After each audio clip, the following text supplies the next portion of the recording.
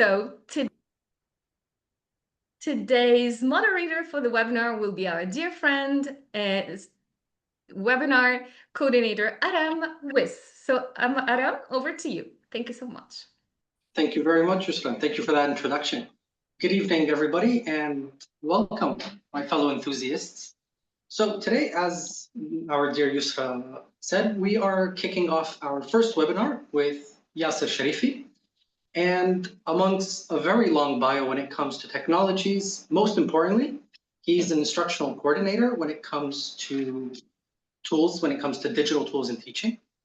In his MA thesis, he actually was able to set up a full classroom in VR, delivering it through the MetaQuest headset. And he gained what we, what as teachers know, very valuable insight, practical insight into the world of VR classes. So for Yasser Cherifi, as we said, today, this session is kind of a compact version of how to set up your VR classroom, how to conduct it, and how to stay on top of things. So without further ado, I'll leave it to the master himself, Mr. Yasser Cherifi. Hi everyone, good evening. I'm glad to be here, and also thanks for inviting me to the AIDT TESOL webinar. I'm the first speaker and I'm quite honored to be here. Guys, if you can just join the group, I've put the QR code there. It's a group for WhatsApp. And what I'll be doing at the end of the session is I'll be sharing any links, any research papers that I've personally used to help me construct this webinar, okay? So as Aram said in my introduction, I'm an instructional coordinator. I'm also a tech trainer. I volunteer as a tech trainer at Masters English Education and Training Center in Jeddah. I'm a subject matter expert in VR. My specialty is in education and VR and technology in general, okay? So where do I get my knowledge from? I get it from various groups. I get it from research papers and various communities and courses that I've completed. So first, I'd like to introduce the first one, which is Educators in VR. I'll be sending the links to them later if you're interested in maybe learning how to teach in VR or meet other enthusiasts. I've also got some knowledge in world building for building immersive worlds in VR, in research in VR. I've done rigorous research in the field, mostly as part of my MA study. I'm what's called a metacaster. As you can see, I'm streaming right now, and it's usually a team thing or a multi-man endeavor, but I'm going to try and do it myself. I'm using various softwares and tools and strategies in order to stream this. And I'm officially recognized as a metaverse caster at the Korean Ministry of Science and ICT. So I guess that's my qualifications for this. Let's go to the next PowerPoint slide. Okay. So VR, what is it? Why I can see we've got quite a lot of people here, and that's kind of a testament to how much VR has grown over the years. So while doing my research, I saw a clear trend in popularity of VR. It started off in 2017 with the release of the Meta headset, the MetaQuest headset. Before it was known as the Oculus, and from 2017 and then up until COVID, it was very prominent. There was a lot of research done. Then it kind of died out a little bit through the emergence of AI. It kind of ate its lunch. But now we see in research that VR is starting to resurface again. It's gaining more traction, more popularity. It's being adopted everywhere, in every industry, every field, medical, engineering, construction, you name it, military, and of course, education. So it's, like I said, becoming very prominent. If you look at some jobs that are available now, people are advertising for VR coordinator positions, consultants, and yeah, relevant fields to VR. So I believe that this is a very relevant webinar that we're having today. Okay, next slide. Okay. So let's get started. Before we get into the hardwares, the tools, what to do or not to do, let's talk about adapting teaching itself to VR. As you know, this is a TESOL topic, but everything I'm saying now can be applied to any of your fields, whether it's science, whether it's mathematics or IT. It can all be applied to whatever field you're coming from. Okay. So you must have clear learning objectives. I mean, this is not just for VR, but in particular with VR, objectives have to be clearly outlined, because remember, students would be coming in from the real world into VR and they're going to be baffled, especially coming in for the first time. They're going to be overstimulated, cognitive overload. Objectives must be clear. Students need to know exactly what they need to do within VR, and also based on the subject and the topics being taught. Okay. Appropriate technology. Now, what does this mean? This means that actually VR doesn't have to be used. You can use, for example, augmented reality, mixed reality. You can get yourself out of VR, and that leads on to the next one. That's the blended learning models. Currently, VR, the way the technology is set up right now, it's not really feasible to use it standalone. This was the conclusion of my research, which I just completed. And actually, within my research, I did use it standalone for 1 month with my students, and it was quite successful. But even still, there were many components of VR, or many lessons that were done, which, to be honest, would have simply just been better to do inside the class. But it's useful. You can create any scenarios. You can any environment. You're basically a wizard inside VR. What is blended learning? Sorry, I probably should have explained that. Blended learning is when you does anyone know what it is? Blended learning, before I spill the beans. Let's get some interaction from the audience. I'm sure we've got some English teachers in here, or teachers in general.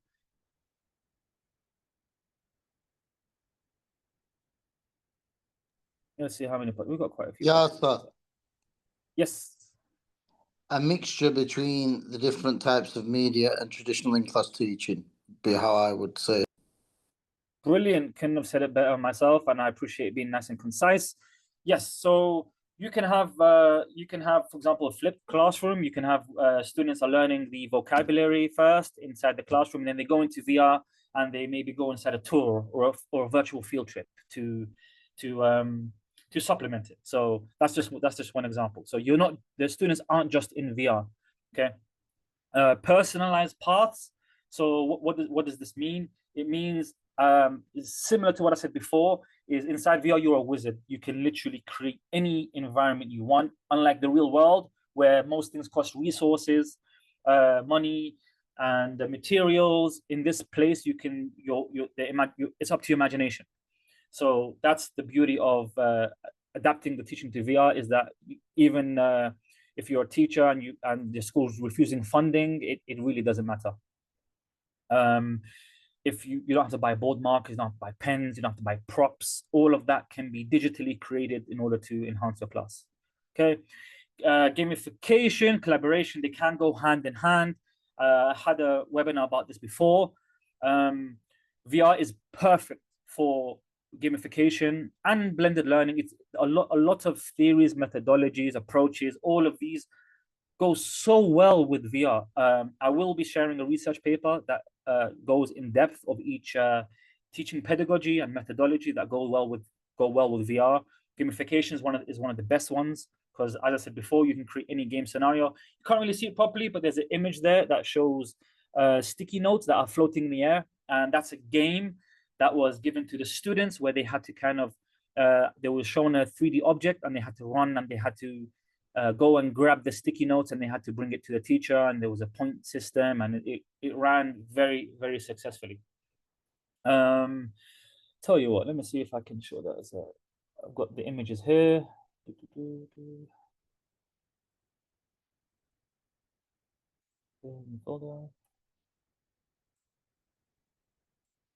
Let's show this one. Why not?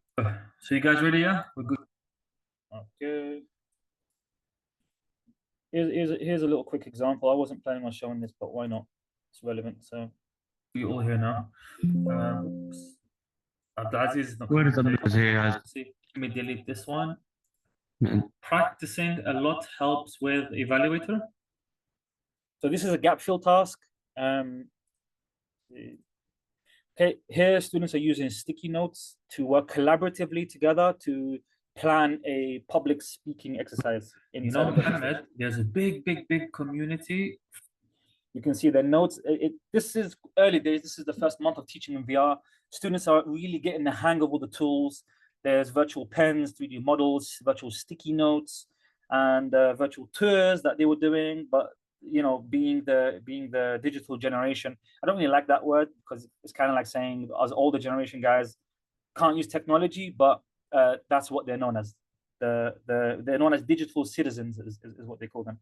For So people they pick up this who thing are really quickly. inside of VR. This is Mohammed. I love this guy. He's very, very artistic, and he's showing his art on the board as well right now. And I took a Abdullah, he's teaching me. Okay, so let me Yes. Let's go.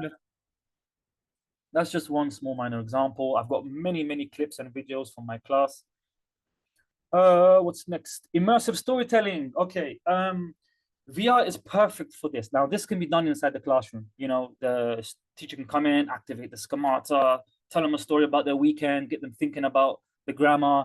In VR, it's the perfect example.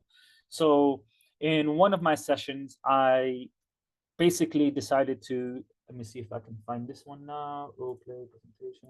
VR.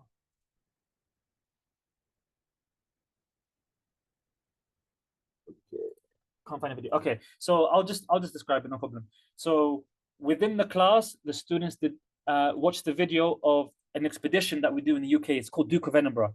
Now, it's when we get a set of students and we take them to the woods and the countryside, and they have a map and a compass, and they have to find their way home. So I will show my students a video clip from 2011 that I did with my group. So it was very personalized. And I showed them the journey that we took in order to find our way to the campsite. Now, before this, vocabulary was pre-taught to the students, and then after which the students themselves went through their own Duke of Edinburgh experience through a guided tour in virtual reality. So I planned the lesson based on my own personal experience, and it was a storytelling experience. The students are going on a journey. And this is very personalized, and it makes the classes way more fun and way more engaging.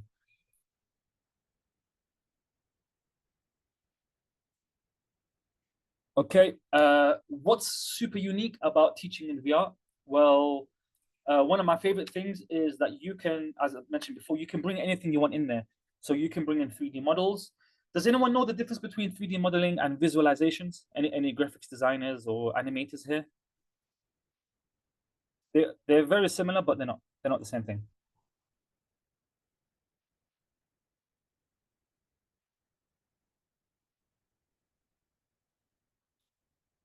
Okay, so 3D modeling is simply just the 3D design, the shape, or the model that's being generated and created. Visualization includes the storytelling, includes the animation, includes the visual effects, the kind of the effect that you want to give the students.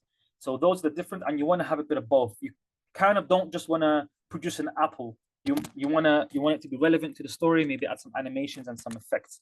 Now, how could you do this? There are few applications and software you can use. One of them is called Sketchfab. You know what? Let me show you guys. I think I can just show you Sketchfab. Yeah, let's do it.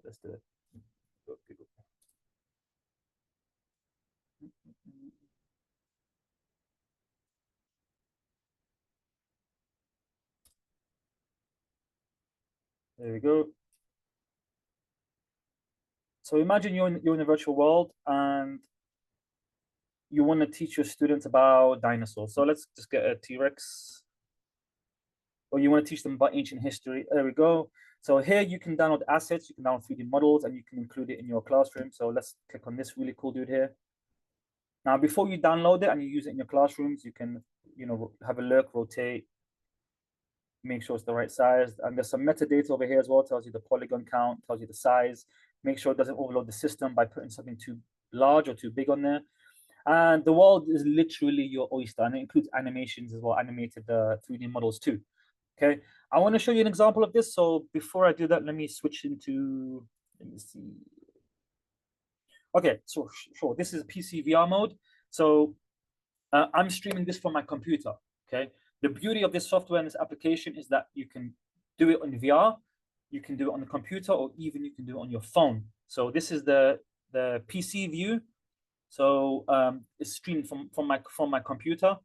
And what's the benefit of this? This is like, maybe you have your students in front of you and they have their VR headsets on, and you want to monitor them. So while you're moving around, you are moving around spatially, as you can see. You can see I'm sharing the screen here on this PowerPoint, this board here. I'm moving around with my mouse and keyboard. I'm looking around. There's another character here. I'm going to show you who this person is in a second, okay? So this is my phone. This has been streamed from my phone. Here's the proof. Proof's in the pudding. And I can also move around this character with my phone. I'm looking left and right. And this was the guy that was sitting down. This was the military guy. So I'm going to go here. Just teleport by mistake, but it's fine. I'm going to turn around. And there he is. And I can also move around. I can do animations. I can do effects. Let me wave at myself. So there we go. So if I go on the other view, the PC view, and I'm going to just look up at myself, I am multitasking. When I tell you I'm using various tools and softwares in order to navigate everything, I really am. Okay, so I'm gonna raise my hand. This is now down on the phone, and I can put my microphone on. I can do effects. I can put love hearts if I wanted to. The love heart's not showing. There we go. You can see the love hearts here. Various emojis. I can clap. I'm doing all this on my phone. Okay, so students can log in, put their VR headsets on. Clap lasts for quite a long time. All right, you stop that. All right, students, maybe they might get eye strain or fatigue or vertigo. Sometimes it happens when they use it for the first time. You can say, no problem, get off the headset, go on your phone, go on the computer. I advise teachers to use it on the PC, learn to navigate using the PC so that they're able to monitor the students. Okay. Okay. What else do we see? Avatars here, but we'll get into that later. So I just showed you Sketchfab. Let me move on to the last view. Okay, this one's the VR headset view. So let me put this on. Let me show you my webcam as well so you can see it. Okay, so all I have to do is put this bad boy on. There we go. I need to log in. It's logged me out. Let me just log back in real quick. I've got various accounts. I've got 3 accounts. I've got an account that has no license. It's just a free account. I have one that has the pro license, and I have one that has the business license. So you will need to contact the Engage team in order to get the pricing and all that stuff. Okay, so I'm going to click on join session. I'm actually happy it logged me out because now I can show you how to join a session. Very simple. Join session. Find the session. As you can see, with my account, I can have up to 70 people on there. It will be quite crowded because it's just a classroom. But anyways, I've joined. I'm going to mute myself so there's no feedback as well. There's probably going to be some feedback from the headset onto the computer. It's just going to take me a while to log in. I really like this head strap because I can just flick the headset up, and now I'm on freehand. Now I'm on freehand. Oh, there we go. There we go. So I can see feedback. I called it. Okay. Okay. I'm going to mute myself. I'm gonna mute.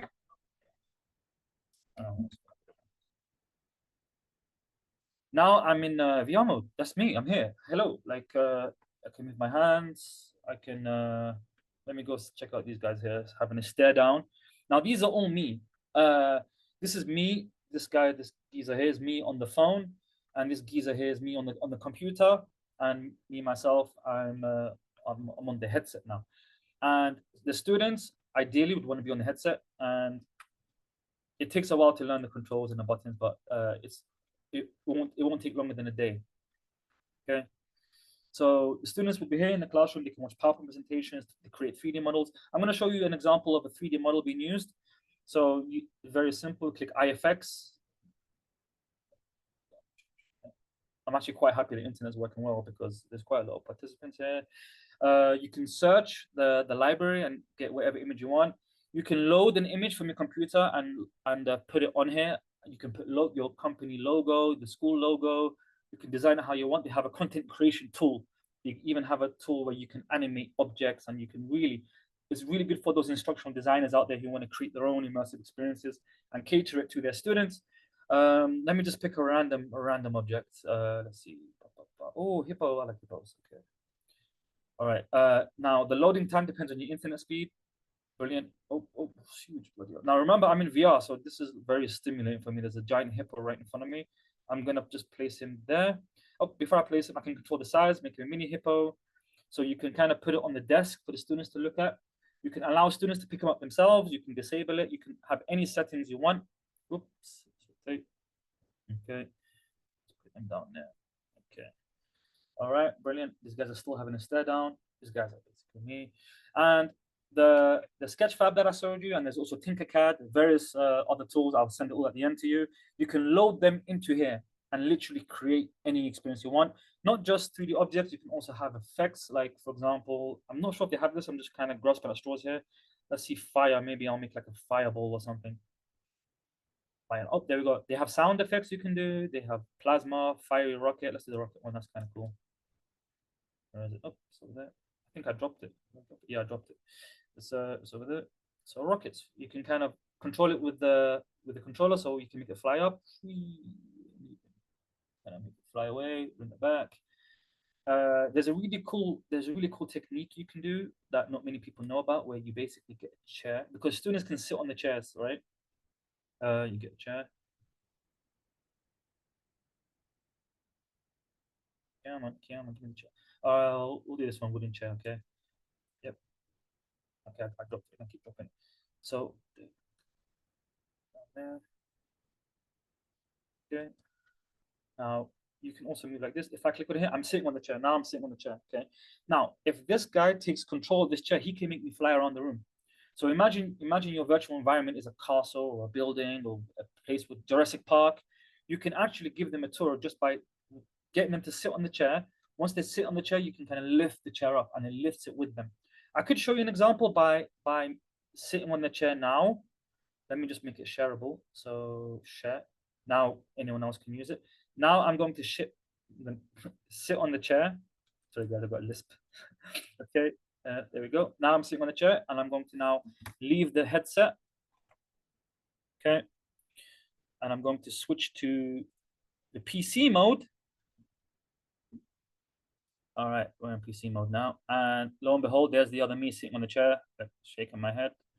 Now I'm going to take the chair and I'm going to lift the chair up. And as you can see, it lifts the other me up. So this is very good for giving tours and bird's eye views and everything. Let me switch back to the VR headset. Okay, who's this guy? Okay, I'm still on the chair, but the chair's in a different place. It's in the ground. Let me lift it up again. Okay. And there we go. It's up in the sky now. Oh, up in the sky now. Brilliant. Back into VR mode. And as you can see, I'm in the sky. I'm literally looking down at everybody. It's actually quite scary. I've got vertigo. It feels really real. I can see the hippo under me. I'm in a small, tight space. I'm in a lecture hall, but imagine this in a bigger environment. I'm gonna see if I can jump up. Whoa, okay. Really, it gives you vertigo. I've got like motion dizziness right now, but it's really fun to do with the students once their brains have adjusted to the virtual space. Otherwise, they will get sick. I do not advise you to do that to your students. Okay, so that's just some practical examples. Let's go back to the PowerPoint now. Enough playing around.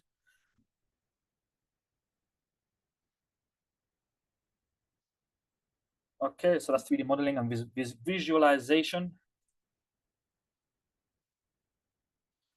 Okay, recommended use by age group. I couldn't find a good title for this. I just gave it a long-winded name. Okay, but in summary, the research suggests that pupils or students up to the age of 12, basically the focus should be on creativity and their imagination. You know, it's VR. It's literally made for you to be imaginative. Okay, what are children good for? They're good for modeling, right? Storytelling. You know, who doesn't like a good story? It's very motivating, and you know, it's visual learning, and it sparks curiosity. Okay, like field trips. All right, and lessons. Of course, the students they need structure as well. You know, their mind to be free, but with some structure. Ages 12 to 18. Now you can introduce things like collaboration, you know, critical thinking, where you know they're not just being modeled after, they're not just modeling. Sorry, they're now thinking for themselves. They're building things. They're experimenting. You know, they They're working in groups of projects, project management now, not extreme project, that's for the 18 pluses. Yeah, they're the ones who are now looking at industry. So there's no limit for the 18 pluses. It's suitable for complex and real world training. So VRs, that support advanced simulations like building cities, and that's a bit extreme. Maybe building houses, medical procedures. As you know, that's going to be more cost effective than when you give a student a scalpel and tell them to chop a person up. You just give them a simulated one. It's good for safety, and one that we do where I work, we provide education support for the Royal Southern Naval Forces, and they have military simulations. I've actually got a really cool game on my computer. It's called Microsoft Flight Simulator, and it legitimately teaches you how to fly a plane.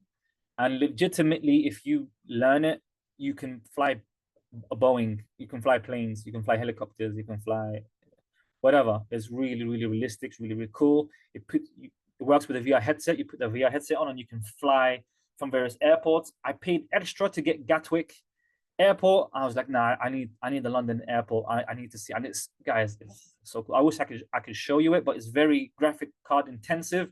And I'm afraid that if I put it on, it's gonna just crash everything will just crash and burn. So unfortunately, I can't show that to you. If anyone does want to see it, then maybe some other time you can message me.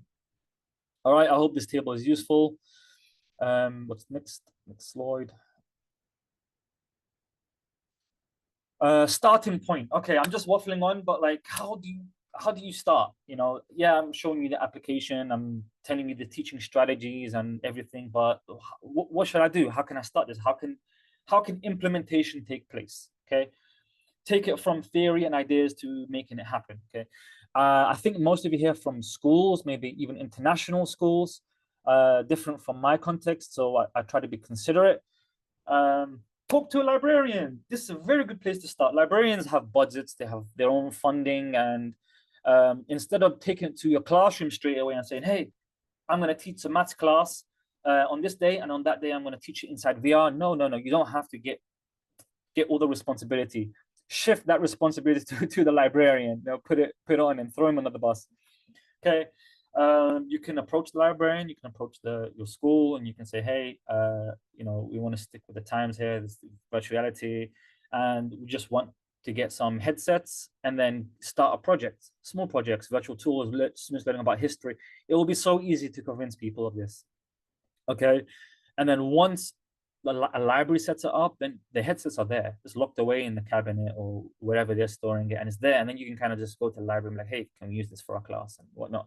I think it's a good strategy. It's something that they do in the US a lot, and I think they do in the UK. I'm not sure, don't quote me on it, but in the US, VR classrooms are actually more of a library thing than it is like a class thing. So maybe that's something that can be implemented. Do it in 2D. I just showed you guys. I literally just showed you. Look, I'm doing it in 2D. There we go. That's 2D. That's on the phone. There's my hippo that I just summoned on my phone. Students can log in and they can see the virtual world. They can interact. We're living on an age now where everything is digital. We're so attuned with the digital world and the digital environment that it feels real to us. We live it. So don't let no one tell you, oh no, you need the headset. That's the only way you can be immersive. That's not true. You guys are immersing with me right now. You're seeing all the wonders of VR.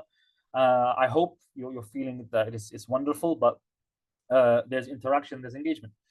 And that's on the PC right now. I'm controlling on the PC. I can run a whole lesson just on this PC. I can put slides, PowerPoints, 3D models, and the students will get the same effect. Okay. In fact, even more enhanced than it was with like Blackboard and Zoom during the COVID era. Even more enhanced because you can really you can cater your class to the students' needs. Okay. So if you can't get the headsets approved, if you can't afford the headsets, you can just start with the application, the software. If you can't get all the components and the features of the headset, the comfortable head strap, the extra batteries, no problem. Get the most basic headset. You don't have to get the latest headset. There's levels. Okay. Let me go back to the PowerPoint. Sorry, I'm talking fast. There really is a lot to go through, but this is a recorded session. Okay, join VR communities. That one is very important. I didn't learn everything myself. In fact, even this PowerPoint is amalgamation of other various PowerPoints that I've seen from various other VR communities. Okay, One of them being education in VR. I'll share that with you. They're a very strong community. They teach you how to teach in VR, how to build VR classrooms. They teach you even game design, teach you how to build virtual worlds. They have projects. Every year they run 600 to 800 projects every single year without fail. They're a huge community of experts. They're not children, they're not teenagers, they're not students. These guys are leaders in the field, and this is pioneered. So if you want to get access to these kinds of people, you want to get them now. You want to get in that community right now. Okay, it's a very good time. So what's his name again? Tom Furness. He's known as the grandfather of VR. He created it. He was in the Air Force. You can go, and he's like he's inside there in VR, giving a talk. You have access to people you wouldn't have access to in the real world. You're there watching them giving talks and explaining things. Do your research. It's very important. This is such a fast-paced, fast-changing field. What it was 5 years ago is not what it is now. Before, you got the Oculus, you kind of put your phone inside the box and then you put it in your eyes, and now it's full immersion. You've got contact lenses, you've got AR, VR, Okay, XR encompasses mixed reality, augmented reality, and virtual reality. So it encompasses it all. Sorry, I didn't mean to confuse you. Virtual reality is digitally generated and created, and you're inside that digital world. Augmented reality is again, it's the digital world, and then it's the real world, and then it's overlaid with the virtual world. Mixed reality is the real world digitized, and then again overlaid with the virtual world. Just in case you want to know, I don't know, it can be confusing, so I thought I'll just let you guys know. Okay, so yeah, just like AI, it's very fast paced, very fast moving. It went from being on your phone. I don't know if you remember Google Cardboard, Oculus, Meta, and Apple Vision Pro changed the game. Keep with the communities, keep with the news. There's going to be some YouTube channels that I recommend that I follow, my favorite ones. I try to stay away from the gamer ones, but a lot of them are really good, really good. Like you'll know the latest and greatest of news, and all relevant news as well. Even like stuff like contact lenses developed by the military, to enhance their soldiers. Really, really crazy stuff that's out there right now. Okay. Okay, now the nitty-gritty classroom inventory, the things that you need. Number one, of course, is the headset. Okay, I recommend three. You know what? I don't even recommend three. I recommend one. But I gotta give props. Okay, I use the Meta Quest, but only because I couldn't get the Pico headsets. Okay, let me see if I can put this up on the internet. Actually, why not? Okay, I'm gonna put it up on the interweb. All right, why not? Here we go.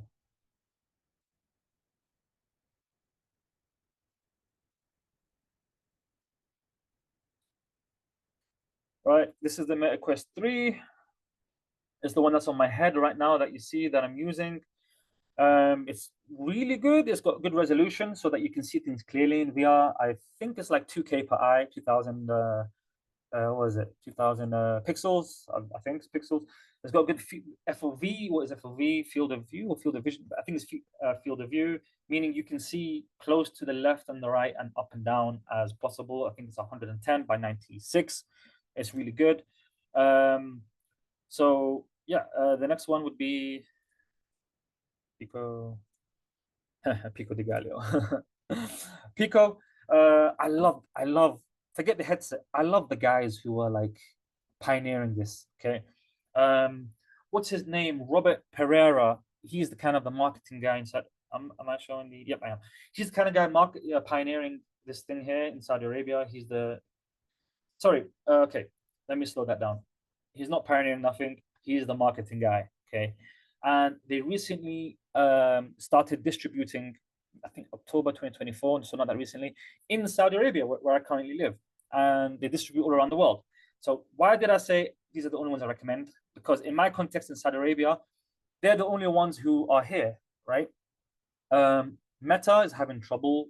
I can't even like streaming the VR application.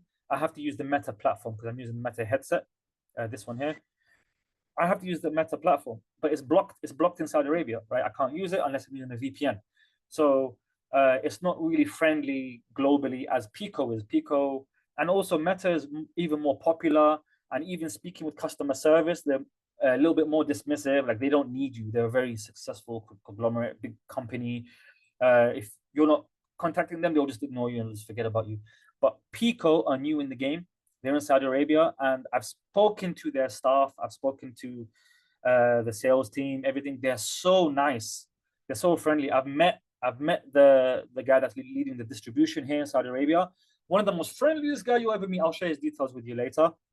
And to the point where at the time when I was doing my research and I needed headsets desperately, they were late on their delivery of their headsets. Why? Because when they started shipping to Saudi Arabia, Aramco made 100,000 orders of units of their Pico headsets for various use cases. Okay, this information is not out there online on internet. This is just me talking with people and learning all these things. Okay, it's just weird that my headset. Okay, so I digressed. But not just that, various companies, various universities are doing. I'm not the only one. I am of a handful of people who is, I guess, a subject matter expert in Saudi Arabia on this. But Princess Noor University have done research on this, released a paper. King Abdulaziz University in Jeddah, they have their research on this as well. They've done, small groups and stuff like that, very similar to mine. Okay. So my recommendation is Pico, just because customer service is great. They're so friendly, and the specs of the headset is almost identical, but they got something extra. They have full body tracking. They when you purchase the headsets, they give you these trackers you can put on your feet, and just imagine the use cases. You're in VR, and you can actually move your feet. You can do PE in VR. You can do gymnastics or whatever. Because now you've got your feet, and your feet aren't just automatically walking for you as you move. So I do recommend Pico, and I will be sharing the information later. How am I for time? Okay, 20 minutes. Okay, let me speed things up along a bit. Let me think. Should I just talk about this, or shall I? I lost the. Oh, there we go. All right. I didn't lose it. It's just covered by this. Okay. Controllers. I don't really talk about that. Controllers are controllers, how you move around in VR. There's hand tracking, motion tracking, and again, like I said, there's full body tracking as well. Headphones, I advise, if you can afford it, it's in the budget. You also get earbuds because it helps with immersion. And also, if the students are all in one place, like as in you haven't given them headsets and said, hey, go home, you're going to be taught remotely, the sounds can kind of feedback with each other. So some dedicated headphones or earbuds as well will be very good and very useful. Strong Wi-Fi. Let me show you guys. I'll put it on talking head mode. Why not? Okay. Strong Wi-Fi. All right.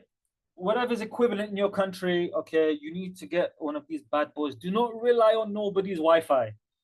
A mistake I learned on multiple occasions. Okay. Sometimes you'll be doing events in a school, in a hotel. I've done one in a hotel, and you're sharing the bandwidth with so many other people, and it's stretched thin.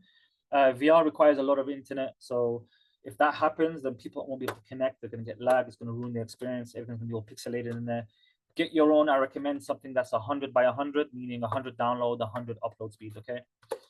This is the Saudi one. This is what's this? This is Mobily. Is this? Just take a picture of it, put it on Google, and reverse search it. Okay. Don't know what it's called, but you literally just plug it in. It's got a SIM card inside. You have your own internet, and you're not relying on nobody's internet.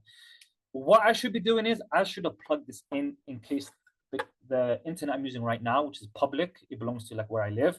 If something goes wrong, I can switch to this. But I put that at risk just to show it to you. So I'm risking this webinar, guys, for you. Okay. Maybe I should plug it in now that I've finished this. I advise you get your own internet, whatever plan you want. But like I said, I recommend 100 download, 100 upload speed. Okay. Let me, you know what? Since I've got this on this view, let me put you guys onto something. All right. So,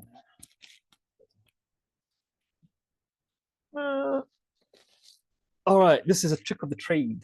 Okay, you fellas and ladies with long hair who don't want your the oils in your hair or the hair to scratch the screens. Because when I do this, like that's the lens is on my hair now, and I've got to now wipe it and all that stuff. Get yourself a bonnet or a swimming cap or something. It's just a little trick of the trade that I just try it out. It's protects your hair. I cut a haircut. I don't know, the guys you know me before, I had really long, luscious, beautiful curly hair. Okay, but this stuff really protects your hair. You might have like products in your hair or whatever. I recommend you put this on first, and then you put on the headset, and you just pull out this goodie bag here. Right, why not? Let me put this on to you. I'll tell you what. You know what would be a better view if I use my phone. Yeah, let me use my phone. Okay, because this view that doesn't really do it. So let me switch to my phone. Phone. Okay, this is the phone. Let me put on my camera. Hold on a second. Actually, okay, let me just switch it first. Okay, camera. Okay, let me switch to my phone view. Again, I'm an official Metacaster. I'm qualified to stream in VR. I can make any experiences, which is why I'm able to do it. Usually it's a whole team doing it. You get one person controlling the camera, one person controlling the effects, the slides, one person presenting. But I've had a lot of practice. Let me clean my lens. So, okay. Guys, can you see that? I don't know if you can see that or not. I'm just kind of showing my camera. Okay, so this is the kit that I have. Guys, if you have an issue seeing it, because I have reduced the resolution of the stream just to, again, bandwidth. No, it looks good. But okay, brilliant. Okay, so this is all the kit that you need, right? You can get everything in here, or some things in here. You can just get the headset, right? Or you can get, honestly, it's up to you. But hygiene and cleanliness is big thing, right? Big thing. I learned that the hard way because when I finished my project and I finished teaching in VR, I got a lot of stinky headsets back, right? And that's on me. Okay. So first things first, you need a really long cable, USB Type-C cable, 2 meters long. You need a plug that fits in. Why? Because students might need to charge it and they might need to move around, or they might need to, the plug might be far away. So I recommend a long cable. We'll look at prices and stuff later, okay? You want to get one of these bad boys. This kind of protects from sweat if you're doing like a sweaty activity in VR. You put this on the eyes and then you put the headset on top. I recommend it. You can get disposable ones, you can get cheap ones, you can get whatever ones. What's next? Sorry guys, I know this is a bit weird, but it is what it is. And little extra stuff, like here's an extra plug, just because here's extra batteries for the controller.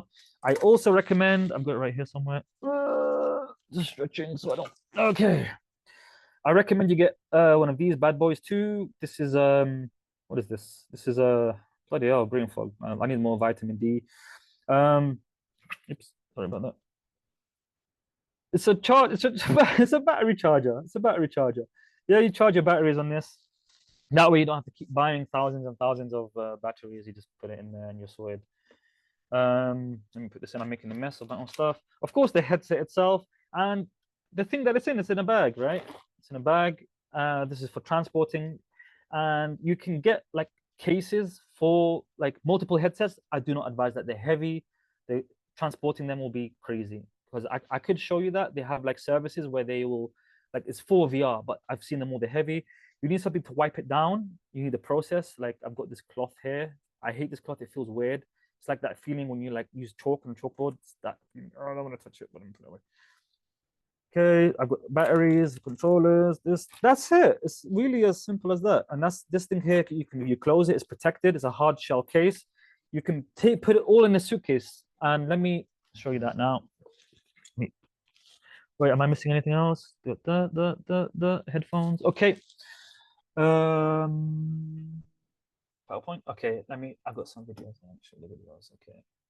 Aha, yeah, I knew I forgot something. Blimey. Photos. Just how am I for time? No. Okay, let me hurry up.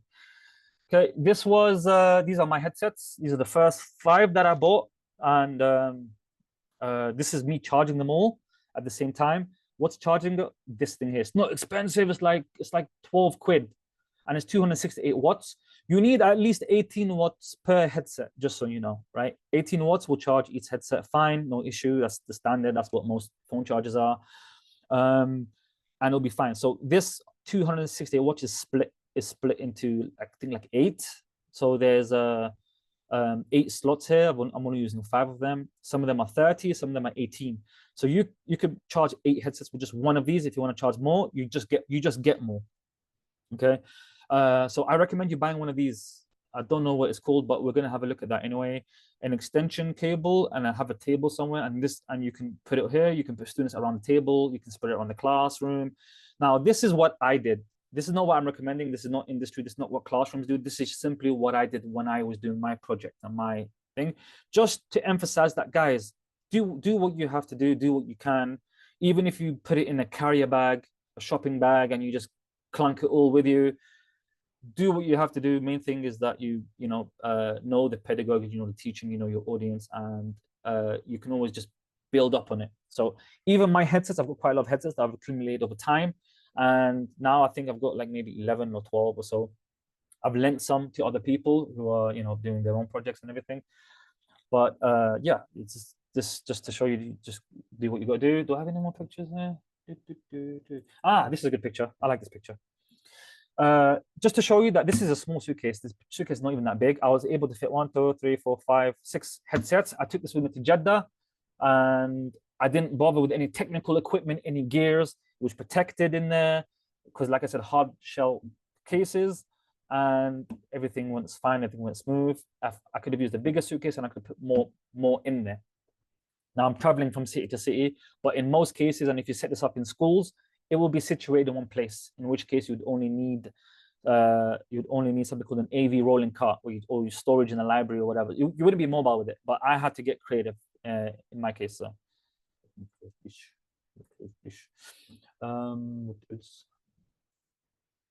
this is a video. So here are the 8 headsets. Okay, this is just me showing Got off. 5 So MetaQuest enjoy. 3s with the Elite strap.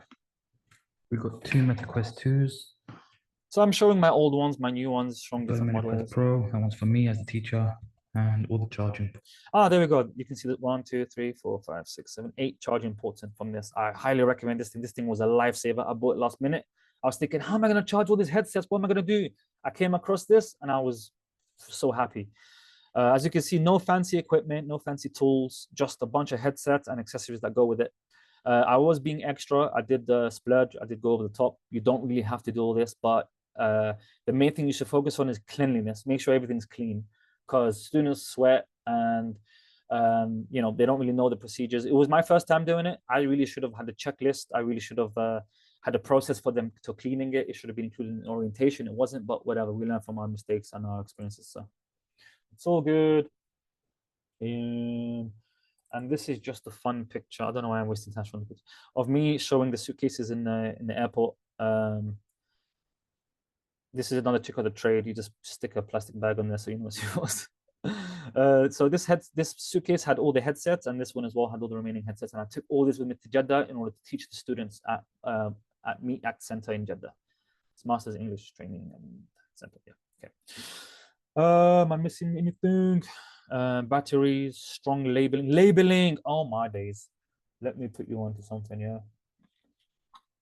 You see that? That's a number. That's a 0. Okay. The headset. Is it shown here? It's at the back. Let me take this off. You see 0. Okay.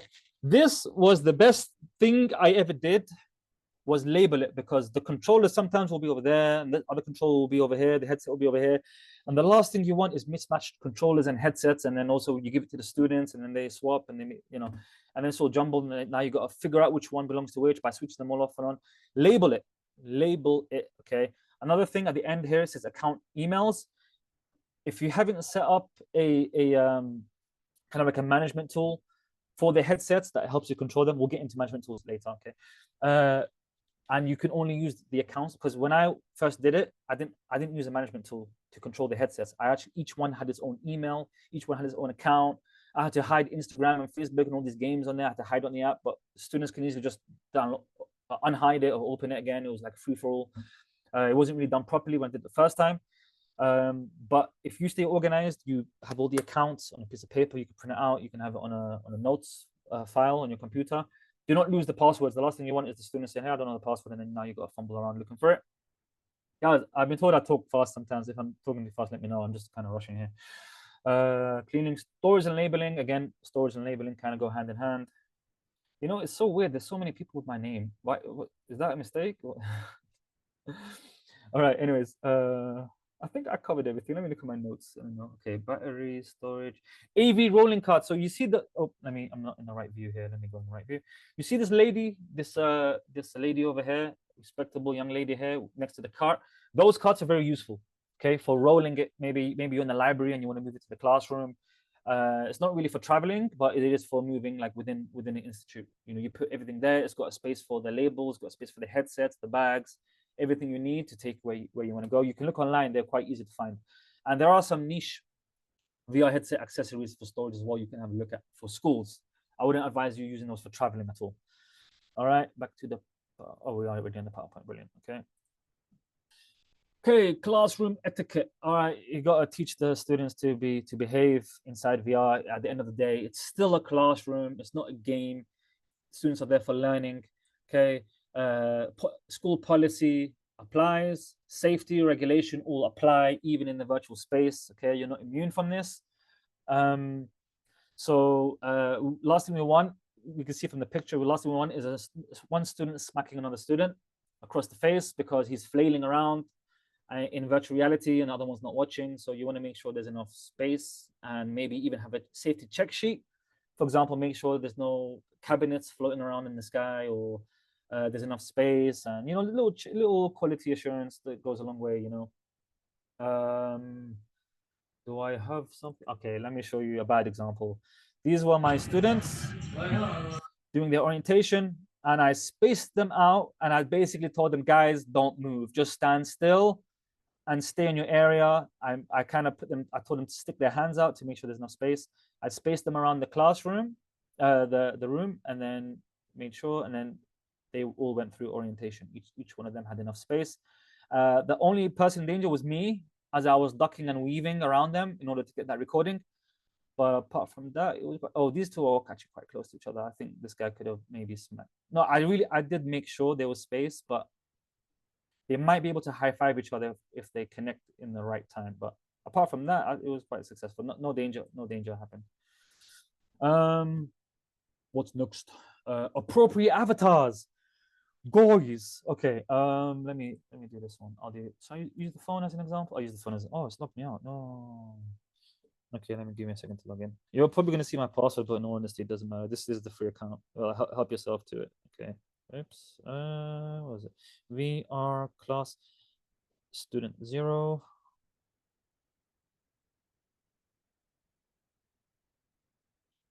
Okay. So this is the phone version, and it also applies to the. You know what? I'm gonna show you the complete view. Okay.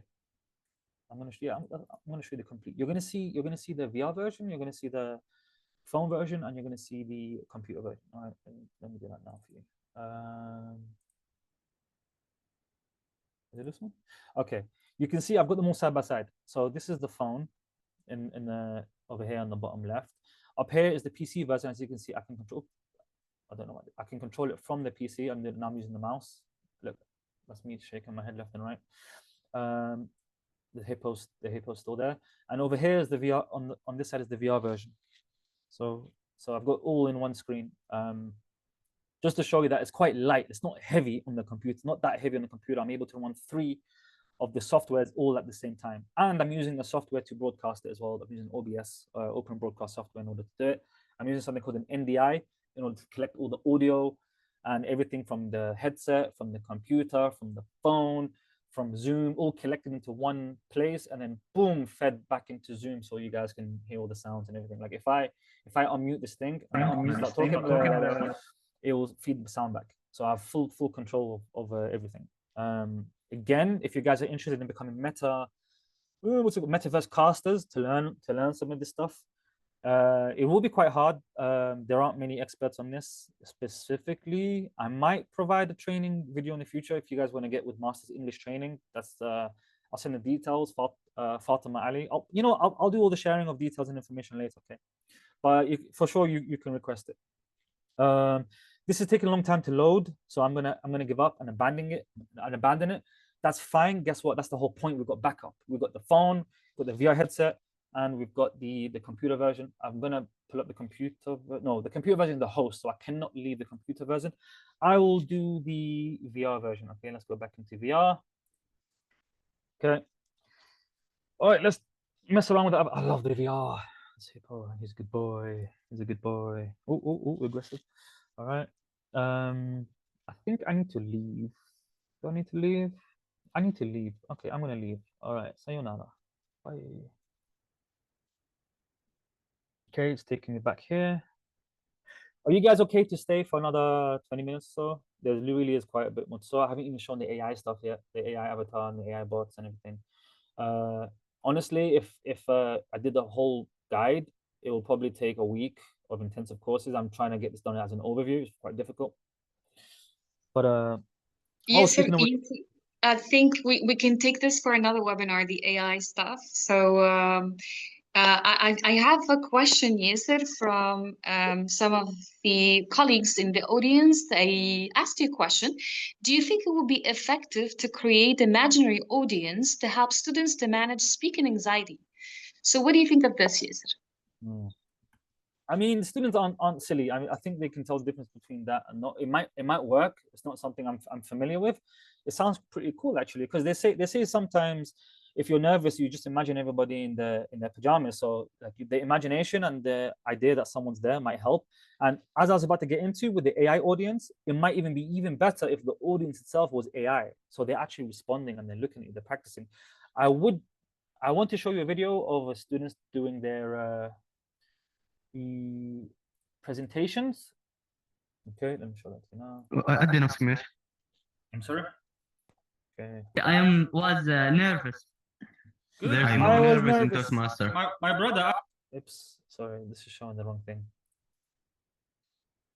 Because remember I switched the view. Okay, there we go. So in this view, I'm using my fat face. I'm using the computer, and my students are using the VR headsets. So There's no nervous in Toastmaster. So he's the artist. If you remember, he's the guy that was drawing on the board. Look behind him is a prop of Mona Lisa, and he's going to present. He's been timed. It's all Toastmaster style, and I'm just going to skip. Okay, this guy's avatar is a space suit. Now that's not really appropriate, but it was for a study, and I wanted to be comfortable, so I let them off. The appropriate avatar is very important. Okay, if it's you're teaching military students, you want them to have a military outfit. If you're teaching school students, it all depends on them following the school rules, to be honest. Okay, this is Azuz, beautiful guy. He's doing his presentation, he's talking about chemistry. He has a prop there of an atom. I don't know if you Huge thing. Hydrogen. And I love the chemistry very much. And so yeah, he's here in VR presenting. Pretty cool, right? It's pretty awesome what you can do. Now, again, this entire project was collaborative, it was engaging, and it was all done solely in VR. There was no blended learning, there was no flipped classroom. Every single activity, the note-taking, the planning, the working together, the building, standing on stage and talking in front of the audience, all of it was done solely in VR, which contradicts my study, which kind of recommends no, there needs to be blended learning for reasons. Maybe when I publish it, I can kind of show you, but it does work. You can. It's just kind of hard a little bit. You really have to design everything to a T. Okay. As you can see here in the stage, I put the logo of the school, or the institute, the language center that was allowed me to use these students. That's Masters English. That's who I'm associated with. I'm currently a tech trainer for them. They are very well aligned with Vision 2030 and applying AI and technology into schools.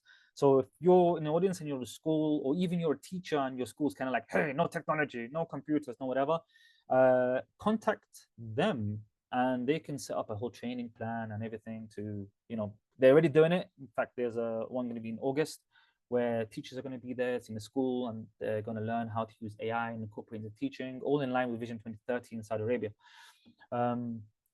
Okay, I have gone over time. I think that was a good time to stop here. Oh, guys, check this out. I got tomatoes, and this was kind of bad. Like, the whole point was like to throw tomatoes at people. So like, I gave a whole speech about, guys, don't worry about the audience, even if it's a negative thing. Just focus on yourself, even if they throw tomatoes at you. And lo and behold, I put some tomatoes out and we start throwing them at the people. And then we got flowers, we start throwing flowers. This is a prop bow and arrow. This is a student in backstage all the props they had, the 3D models, in order to help enhance their presentations. You cannot do that in the real world. Who's going to bring a bow and arrow to them when they're presenting? Who's going to bring the damn Mona Lisa with them? Nobody's going to do that. I've still got more of my presentation to do. We'll save the AI stuff till later, okay? Okay, just quickly, distance has to be good. Please determine whether students have to stand or sit. Make that very clear. Make sure there's enough space. Make sure there's respect. Don't let the students touch each other.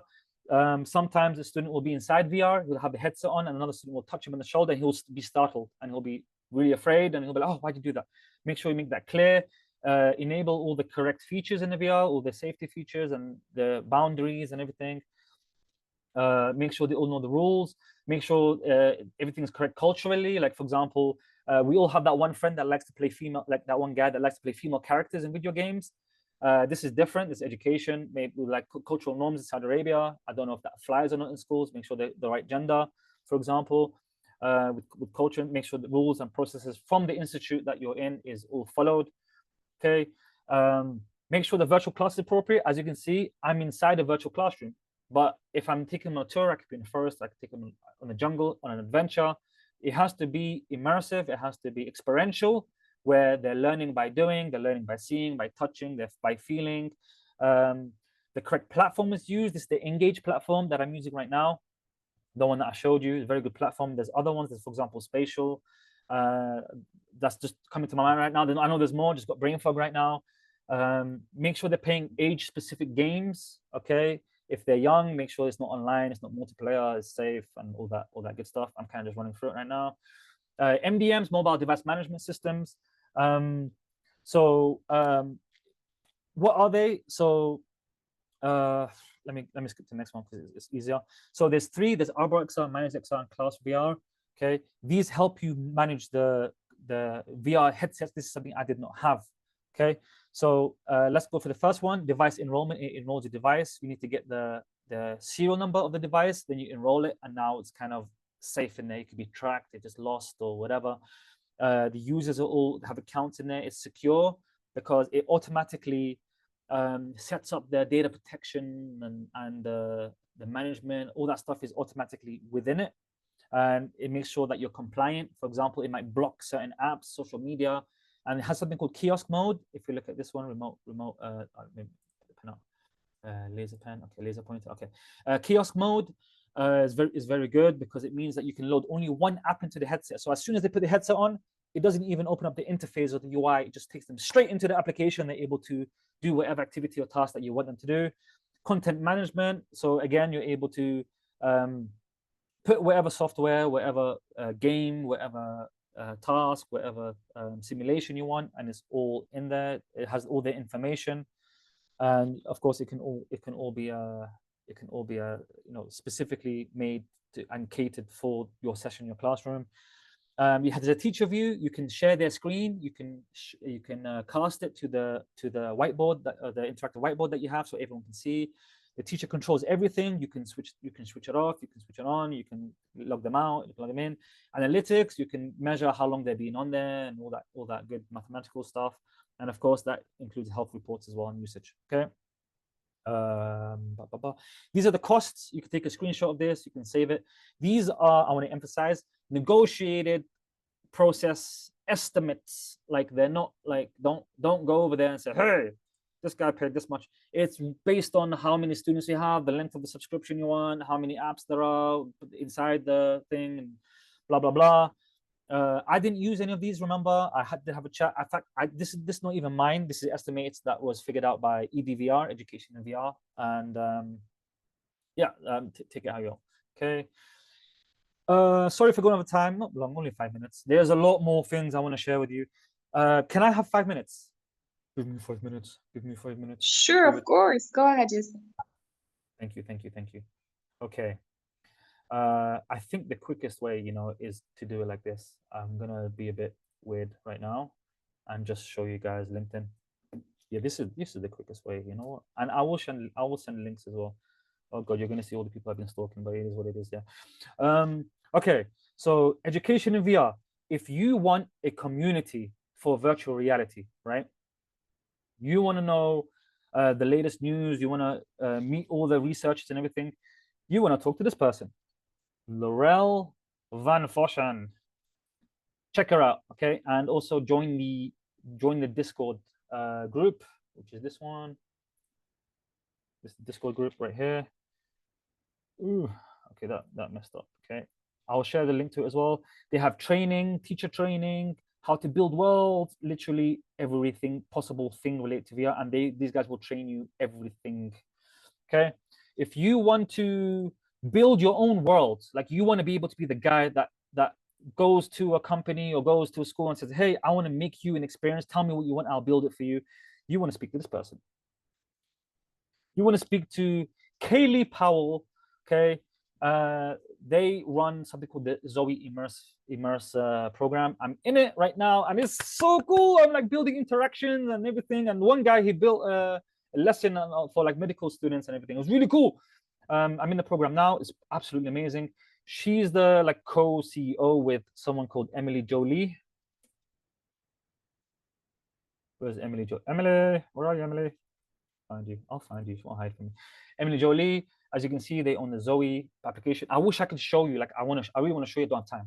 I would like load it on the app right now, and I'll build something in front of you, and you can see the interaction and how amazing it is. Okay, applies to every single field. Okay, and it can be. They teach you how to export it. Okay, as an SDK, how to put it inside the VR headset and use it. You've built an app inside virtual reality, and it only takes 4 months, guys, because they have their own plugins, and it's like no code or nothing. It's amazing. Okay, if the Engage platform, if you want to know about pricing and all that kind of good stuff, Thomas Crick, he's the very nice guy. One time I was like really shy. I was like begging him. It's like, please give me the license. I can't afford it. It's like $4,000 for the year. They changed their licenses. Now it's $100 per month or something. No, per year. No, it's, I don't know. I don't remember. No, yeah, it's $100 for the pro license per year. Okay, that's 10. That's or it's like or it's $10 a month, and you get the pro license. Okay, where you can have like 10 people in your class. Okay, this guy was so nice. I was like begging him, and he was like, like no, but he was so nice to me, and he was like, look, you're still like a loyal member. You've been using our app for like 6 months now, and whatever. Like we're here to help you. And even when I was teaching and I was using Engage, one of their his name was Jacob, one of their staff members. I used to go to him like, how do I do this? How do I do that? How do I show a video? How do I make 3D objects? And they would help me step by step. They didn't have to. They're based in Ireland. The Engage team, I promise you, the most nicest, most genuine people you'll ever meet in your life. You'll love dealing with them. Okay. I use the platform right now. You saw I used all three. Okay, sorry, I'm digressing. Who else? Okay, if you want Pico headsets, forget Meta, yeah. If you want Pico headsets, you want to holler at Pedro Pereira, please show. Oh damn. Okay, how do you spell Pereira? Will it show? God damn. Okay. Pedro Pereire.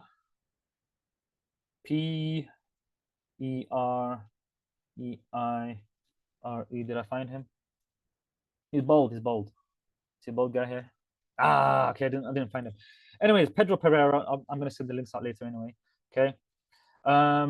So this guy is in charge of marketing for the Pico headsets, and he led me to another guy called Faisal Eshomeimeri. He deals with distribution in Saudi Arabia. So the reason why I want to show Pedro is because you contact Pedro. Pedro will lead you to the distributor of where you live. Okay, this guy's a very nice guy, Palestinian guy. I met him at an event. That's how I got to meet him. It was one of these tech events, and such a decent, lovely guy. And he was trying to get me the Pico headsets. Unfortunately, they just established in the country, and they were trying to get 100 units sent to Aramco. They didn't have time to give me some, but he was like apologizing profusely.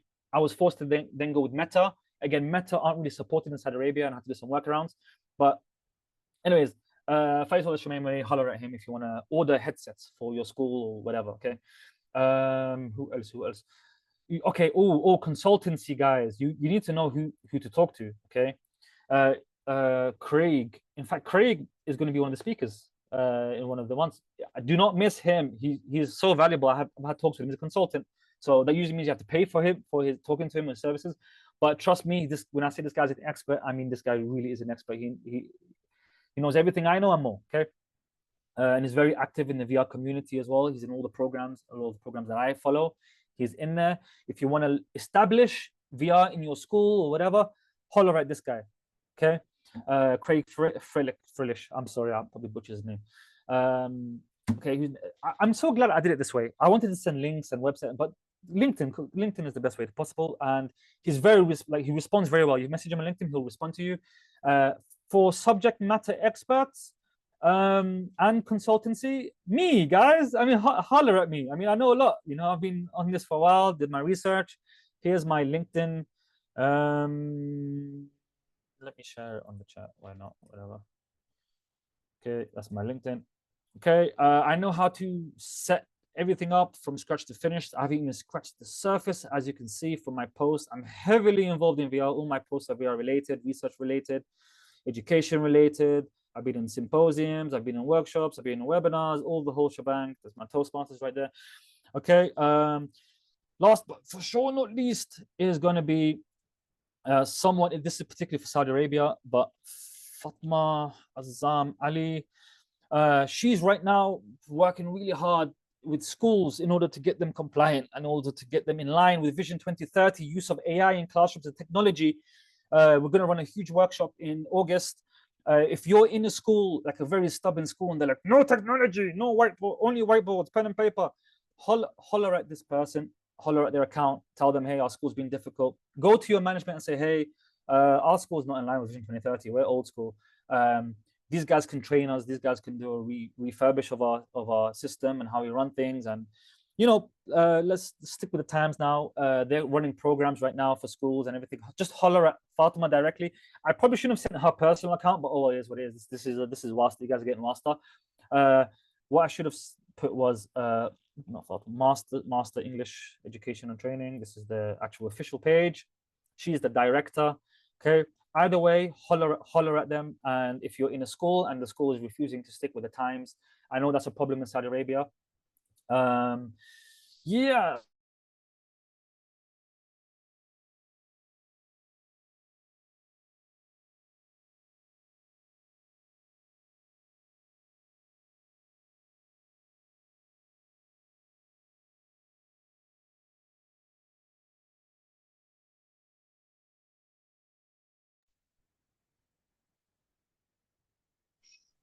Thank you very much, Yasser. That's We it. can I'm sorry. now you're Thank back. you guys. Yeah. Ta-da. Okay.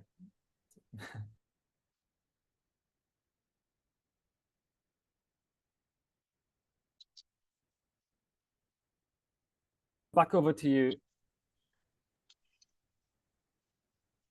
Thank you, Yasser. Thank you so much. So I'll give some time to our audience to take note, maybe a screenshot of your email, phone, and LinkedIn in case they want to reach out. And I'm sure they're going to reach out after today's marvelous VR demo and webinar.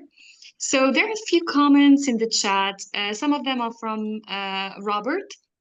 Robert was asking about details about engaged, so about controllers in the game, in the app of the game. So can you specify, please, if this can be used, for instance, manually, or is there a specific set, just like what you mentioned for engage and the photos you showed us? Thank you, Yusuf. Brilliant. That's a good question you have here. So Engage is very well established. That's why it's the only one really I recommended Spatial as well. But Engage, forget all the other ones. Engage is so well established. They've got such a great team there, always improving it. There's like updates all the time. Meaning, what does that mean? It means that they're pretty much compatible and recommended with everyone. All the VR headsets, they have it on the App Store or Play Store. App Store, it's not a phone, but the Meta Store, they've got it on the Pico Store, they've got it in what's the Vision, the Apple Store. All this, it's very well suited, very compatible. It's compatible with all the headsets. Like I'm not sure of any headsets it's not compatible with. It's compatible with Pico, the Vision Pro, MetaQuest headsets, and even like Vive and Index and sorry, somebody's calling me. So it's compatible with like so many things, meaning that it doesn't matter what controllers you use, what headsets you use, and it all works the same. So did I answer?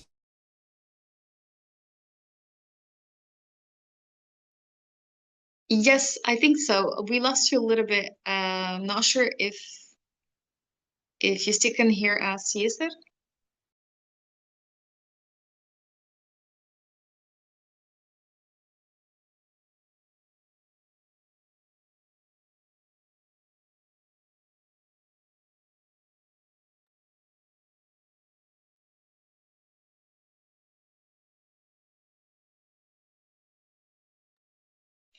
So there are some useful tools, like you mentioned, like let's say the toolbox, a must-have to start with VR. So among them, having a good set, as you mentioned, Yasser. And what else? What else do you think, like kind of a checklist, shall we have as starters in the field of teaching?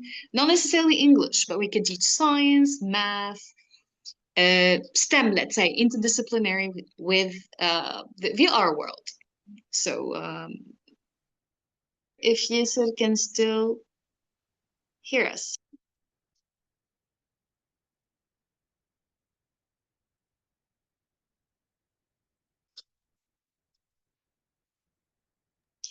Aram, I think Yasser,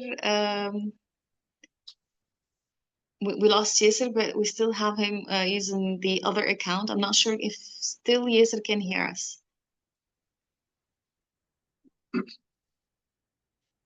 Yeah, I'm with you right now, trying to solve that issue with him. Yeah. All right. So in the meantime, please, please drop in the chat any questions you have, and any suggestions. How would you apply this to your context? And first, do you use VR in your classroom? So if you use VR in your classroom, please type yes in the chat so that we can see who here is using VR in the classroom.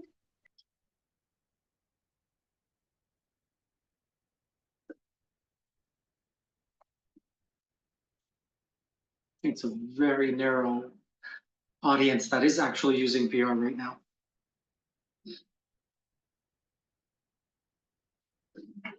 That's why I was excited for this session, honestly, is to kind of understand the requirements. How are we going to set up our own classrooms? How are we going to make the shift? I mean, the COVID shift onto Zoom and online meetings was a big shift, and those have kind of become yesterday's classroom in comparison to the XR world that is today. So I think very, very few people are in the VR world right now teaching.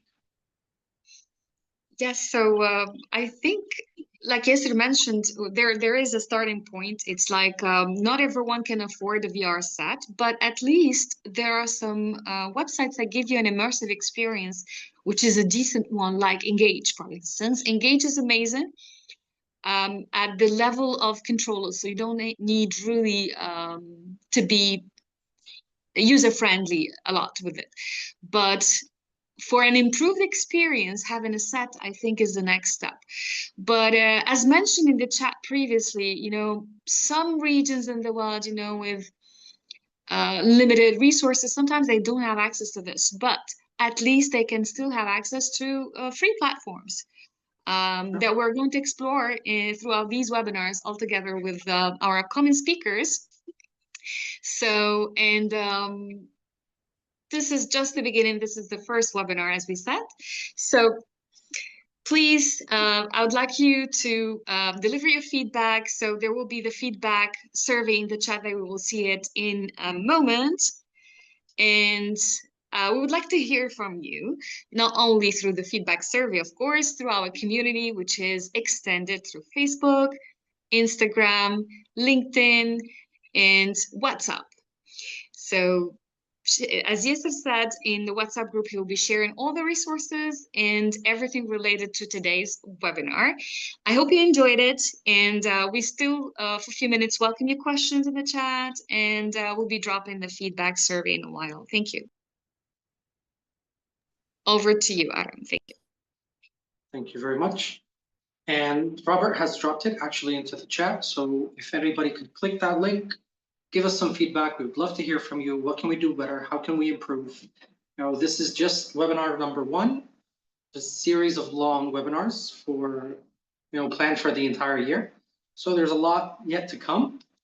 And more importantly, kind of like what Yusra was saying, that in the very beginning, we are all about AI and digital technologies, and how are we going to start incorporating these technologies into our classrooms? Because kind of like we said, AI is kind of becoming yesterday's news.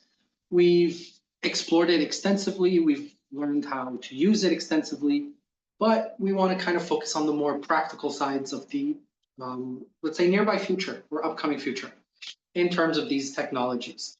So it's going to be phenomenal. We advise you to follow us on our WhatsApp group. We have a group for members, and we have a group on Facebook. We have Instagram. We're live on all platforms, LinkedIn as well. Follow us. There are much more to come. I don't know if I'm going to disclose all of the surprises in today's session, but let's keep a little bit for our online audience to explore. So kind of like what Yasser said before, he was kind of risking his internet connection, going with the public Wi-Fi for the sake of showing us all of his devices and his techs, which, you know, that's a thing that we always have to be kind of cautious about when it comes to incorporating technology into our classroom, is that, you know, technology is out there to get us most of the time or some of the time. And these things happen. We just have to be well planned. We have redundancies, and we do as much as we can to make it work. And, you know, despite that, as Murphy's Law goes, everything that could happen will happen eventually.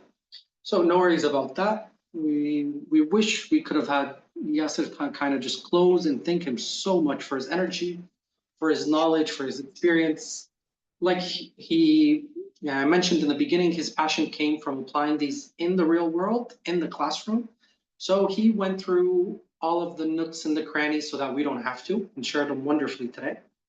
And he could have probably went on for another week live as we were here. I really could have. There you are. Is there? Great to have you back. Oh yeah, I've been here for the past 10 minutes. Great to have you back. So Yasser, if you want to kind of like give out your final address, and we very much thank you. I mean, I thank all of you guys for listening. It's always nice to, you know, go in on your hobbies and to share your knowledge with people who are interested. It's a good field to get into if anyone's interested. I have an open door policy. If anyone wants to come in, have a chat. I'm not going to charge you. Just come, have a chat. If you're interested, I can head you in the right direction on where you want to go. If you belong to a school or an institute or anything like that, and you want something set up, I'm more than happy to offer guidance on this. And just again, just thanks everyone for participating, and I'll see you in the next one. Thank you so much. Can't wait. We hope to see you in the rest of our webinars as well. Great. Nadir Yusra, as our AID chair, I will hand the floor back to you now. Thank you so much, dear colleague and Aram. It's a great pleasure actually to be part of this community. And our community, the AIDT community, is expanding, as I said, on social media. And we have a lot of surprises for you as contributors to this community, because the community is you. So we have, apart from webinars, as I said, other events. For instance, we have the competition the start of the month, and we already have 2 winners. One for July and one for August. So please do not hesitate to share your videos with us about tech tips, about how you teach in the classroom. So share your knowledge with us, and you'll be having the opportunity to be featured on our channels, all of them. So with that being said, thank you so much, everyone. The certificates of attendance will be handed over to your email address within 15 days max from today's webinar. And also the recording will be available on the YouTube channel. Thank you a lot. Thanks a lot. And please tune in for further surprises and updates about our AIDT Think. Please do not forget to fill in the survey feedback. It's through that feedback survey that you'll be receiving your certificates of attendance. So thank you, everyone, and enjoy the rest of the day, and goodbye.